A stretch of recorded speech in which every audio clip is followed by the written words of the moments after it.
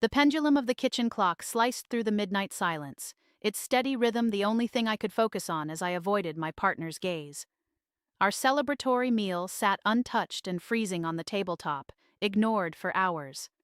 Under the dim, flickering glow of the lantern, my spouse sat opposite me with an upturned, waiting palm, prepared to claim the singular right granted to him on this particular night of the year.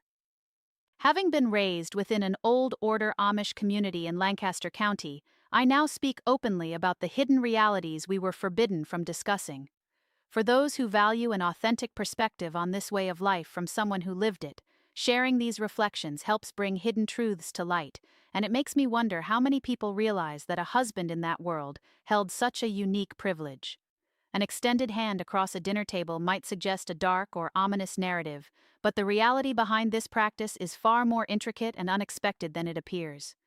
In the world I come from, weddings were never commemorated with public displays, cards, or wrapped presents, as drawing such attention to a marriage would be viewed as hochmut, the destructive sin of pride that our people guard against above all else. Consequently, most married couples allowed the date to pass without a word, burying their deepest affections in the same quiet reservation that defined the rest of their lives. Yet, an unwritten code existed within our church district, a secret kept strictly within the household, granting a husband a solitary right on his wedding anniversary to revoke a promise his wife had failed to keep during the preceding year. He could explicitly name this broken vow, reclaiming it so that the imbalance could be corrected, which was the true meaning behind that outstretched hand. My own marriage took place when I was only 19, an age considered entirely commonplace in our community, where formal education concludes at the 8th grade. At 14, our school books are permanently closed, shifting our focus to purely functional skills like preparing food for communal frolics, stitching simple garments, caring for infants, and working the farm. By 16, attendance at the weekly youth singings marks the quiet dawn of courtship, which in my case concluded in under 6 months of buggy rides and Sunday evening visits before an engagement was universally assumed. Once a young person commits to baptism, stepping back means facing total isolation from family, leaving young women to understand the public exterior of marriage while remaining completely ignorant of what occurs once the bedroom door is shut. We were expected to navigate the intimacy of marriage entirely in the dark, without any guidance, a reality that remains deeply jarring to reflect upon. It is vital to understand that my husband was not a malicious individual, a truth that shapes everything that followed. He was a reserved, intense man whose large hands bore the calluses of constant fieldwork, capable of mending leather tack in the pitch black or delivering a newborn calf before dawn without a single word of resentment.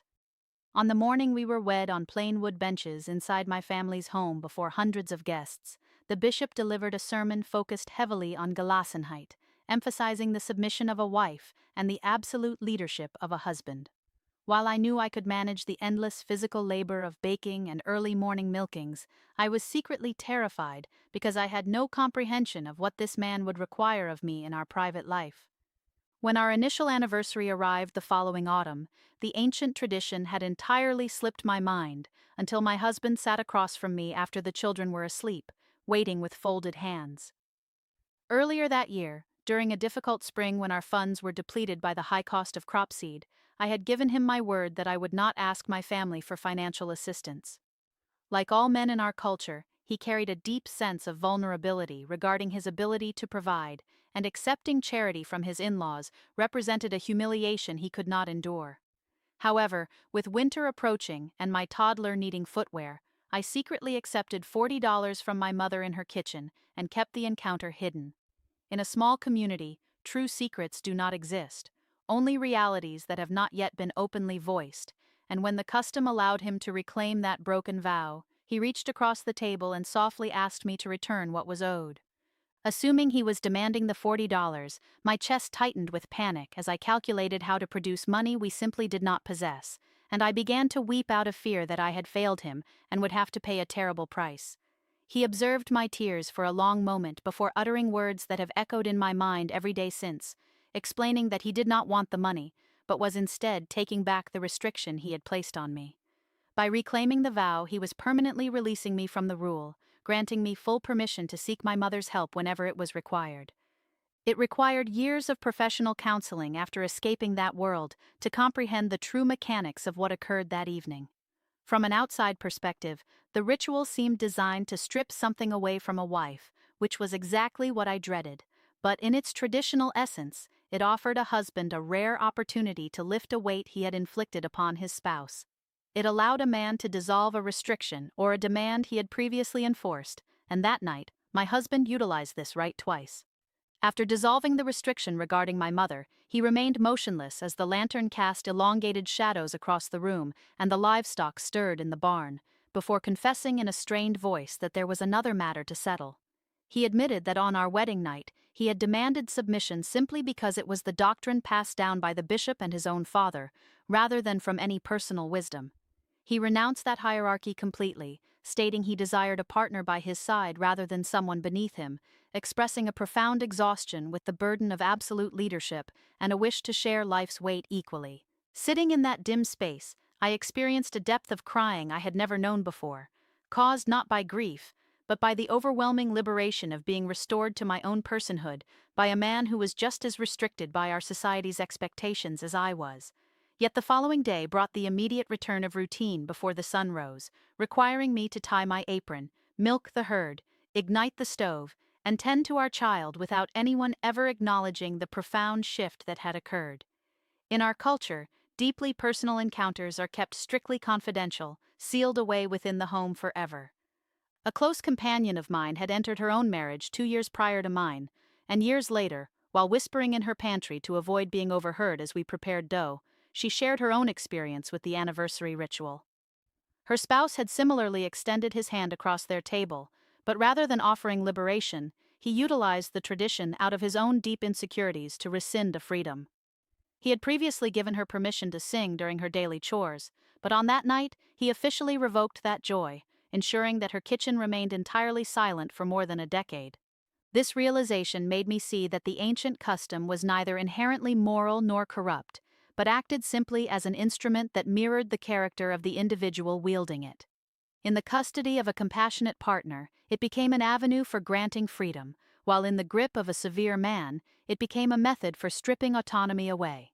The Ordnung, which dictated every single aspect of our existence, offered no safeguards regarding the disposition of the man a girl would marry, leaving young women to lie awake praying that the person entering their lives would respect them as a human being rather than a possession to be controlled. I look back on those early years without resentment, recognizing that we were merely young, uneducated individuals who had never been taught how to express vulnerability or tenderness. Surrounded by a rigid structure that suppressed our voices, we simply attempted to care for one another using the limited tools we possessed. Though there were subsequent periods that felt routine and distant in the quiet darkness, there were also moments of profound connection where we spoke honestly about our anxieties, financial struggles, and self-doubt. I can acknowledge the harshness of the environment while simultaneously remembering the mutual kindness we maintained within it. When I finally chose to walk away at 24, the consequences were immediate and severe, resulting in total shunning, unanswered phone calls, and returned mail. The door to my family home was permanently shut by the very mother whose hidden financial gift had once protected my child during the winter. Through subsequent therapy, I encountered concepts entirely foreign to my upbringing, such as personal boundaries, individual autonomy, and mutual consent. I came to understand that the true peril of the tradition was not the physical act of a husband extending his hand, but rather the systematic granting of unquestioned authority to an individual who faced no accountability. My counselor shared an insight that has remained with me ever since, noting that subjugation does not always require a physical barrier, but often thrives within ancient traditions that are never questioned for their cruelty. The society I left behind gifted me with attributes I still value, including a profound sense of communal connection, a resilient work ethic that has sustained me through every hardship, and a complex, reconstructed faith. Yet no spiritual truth dictates that one human being should hold dominion over the liberty of another, and no divine creator intended for a woman to sit in silence once a year to discover whether her fundamental worth would be granted or denied. The unique choices made by my husband that evening are the reason I am capable of reflecting on this narrative without being destroyed by it, though I must acknowledge that my survival was a matter of pure fortune rather than the system itself. My friend faced the exact same ritual and lost her voice for 11 years because the tradition provided absolutely no protection for her. If you have survived a reality where your own liberty was treated as a privilege to be given or withheld at another's discretion, or if you have waited in silent dread without the vocabulary to express your fear, your journey is valid. Value the liberties you possess, and guard them with your whole heart, for they are the very things that preserve our humanity.